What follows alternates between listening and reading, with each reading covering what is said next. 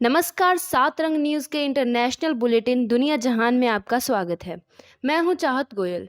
आज हम बात करेंगे कि पाकिस्तान में सेना की भूमिका पर फिर से क्यों उठे सवाल, अमेरिका में राष्ट्रपति चुनाव के लिए मिड टर्म को लेकर क्या उठ रहे हैं विवाद, और श्रीलंका में विपक्ष ने आखिर क्यों की वैकल्पिक सरकार बनाने की पेशकश।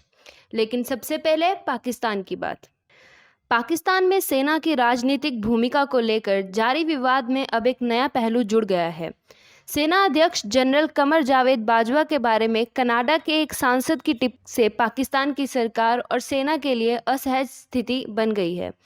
सोमवार को पाकिस्तान डेमोक्रेटिक मूवमेंट की सरकार ने इस मामले में कड़ी प्रतिक्रिया जताई, लेकिन पर्यवेक्षकों की राय में कनाडा के सांसद का बयान इस बात का संकेत है कि पूर्व प्रधानमंत्री इमरान खान और उनके समर्थकों ने अप्रैल में हुए सत्ता परिवर्तन के बारे में जो कहानी बताई वह दुनिया में दूर दूर तक पहुंच गई है।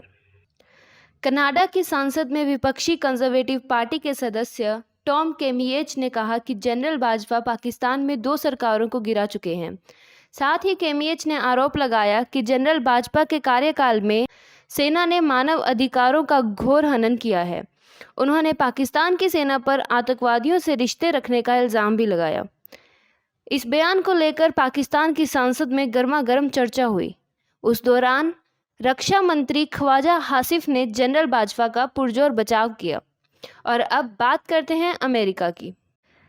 अगले नवंबर में अमेरिका में होने वाले मध्य अवधि के चुनाव यानी कि मिड टर्म्स के लिए रिपब्लिकन पार्टी की प्राइमरी उम्मीदवार चुनने के लिए मतदान में जीतने वाले धुर दक्षिणपंथी उम्मीदवारों की संख्या लगातार बढ़ रही है। इससे खुद रिपब्लिकन पार्टी का पारंपरिक नेतृत्व परेशान है। पार्टी के पुराने नेताओं के अगले नवंबर के बाद अप्रासंगिक हो जाने का अंदेशा लगातार बढ़ रहा है। रिपब्लिकन प्राइमरी में बड़ी संख्या में ऐसे उम्मीदवार विजयी हुए हैं जो षड्यंत्र के सिद्धांतों यानी कि कॉन्स्पिरेसी थियरी और धुर दक्षिणपंथी एजेंडे में यकीन रखते हैं। इनमें ज़्यादातर उम्मीदवार पूर्व राष्ट्रपति डोनाल्ड ट्रंप के समर्थक हैं। ये उम्मीदवार अब पार्टी की तरफ से अगले नवंबर में सीनेट, हाउस ऑफ रिप्रेजेंटेटिव, राज्यों के गवर्नर और राज्यों की विधायिका के लिए चुनाव मैदान में उतरेंगे।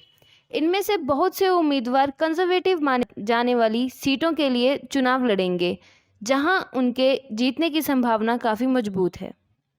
वेबसाइट axios.com ने अपने एक विश्लेषण में यह कहा कि जब ये उम्मीदवार चुनकर आ जाएंगे तब मैकार्थी के लिए उन पर नियंत्रण रख पाना मुश्किल हो जाएगा। अभी भी मार्जोरी टेलर ग्रीन, पॉल गोसार, लॉरेन बॉयबेट और मेडिसन काउथोर्न जैसे सांसद सदन में हैं, जो पार्टी नेतृत्व के निर्देशों की अवहेलना करते हैं। अब ऐसे सदस्यों की संख्या काफ़ी बढ़ जाने की संभावना है। समझा जाता है कि उस परिस्थिति में राष्ट्रपति जो बाइडेन के लिए शासन करना और कठिन हो जाएगा। अब चलते हैं श्रीलंका और जानते हैं वहां हो रही वैकल्पिक सरकार की सुगबुगाहट के बारे में। श्रीलंका में प्रधानमंत्री रणिल विक्रमसिंघे सरकार से लोगों की टूटती उम्मीदों के बीच विपक्ष ने वैकल्पिक सरकार बनाने की पेशकश कर दी है। समझा जाता है कि इससे देश में राजनीतिक अस्थिरता और बढ़ेगी, जो पहले से ही गहरी चिंता का विषय बनी हुई है। विपक्षी दल जनता विमुक्ति पेरामुना के नेतृत्व वाले नेशनल पीपल्स पावर संगठन ने कहा है कि वह नई सरकार बनाने के लिए तैयार है। उसने संसद में बहुमत जुटाने के लिए वर्तमान सरकार के 15 से 20 सदस्यों को उसके साथ आ जुड़ने का न्योता दिया है। एनपीपी के नेता अरुणा कुमारा दिसानायके ने नई सरकार के लिए पहल करने का पहला संकेत बीते रविवार को दिया था। उन्होंने कहा था कि अगर राष्ट्रपति गोटबाया राजपक्षे और प्रधानमंत्री रणिल विक्रमसिंघे सत्ता छोड़ने को तैयार हैं तो एनपीपी नई सरकार बनाएगी।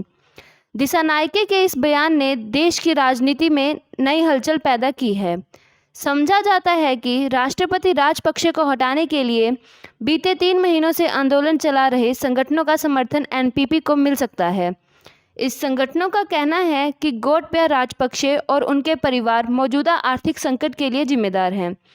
इसलिए सुधार की दिशा में तभी पहल होगी जब इस परिवार को सत्ता से बाहर कर दिया जाएगा। दुनिया जहान में आज बस इतना ही। बने रहिए सात रंग न्यूज़ के साथ। नमस्कार।